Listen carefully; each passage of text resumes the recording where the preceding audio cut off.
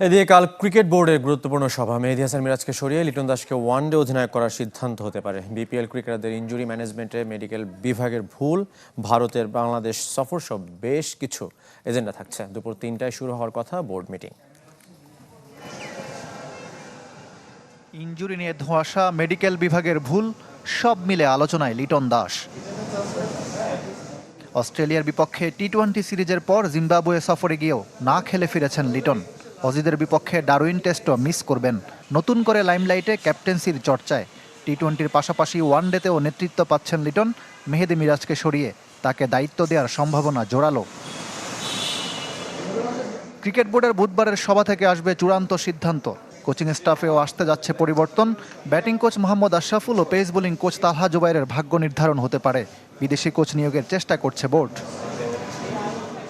এই বছর বিপিএল হবে কি হবে না, হলে কিভাবে হবে, এজেন্ডায় থাকছে সে আলোচনাও। ভারতের বাংলাদেশ সফরও অতি গুরুত্বপূর্ণ। দুই ক্রিকেট বোর্ড ইতিবাচক হলেও সরকারের দিক থেকে কতটুকু অগ্রগতি, সভায় পর্যালোচনা হবে। ক্রিকেটারদের ইনজুরি ম্যানেজমেন্ট নিয়ে প্রশ্নের মুখে মেডিকেল বিভাগ।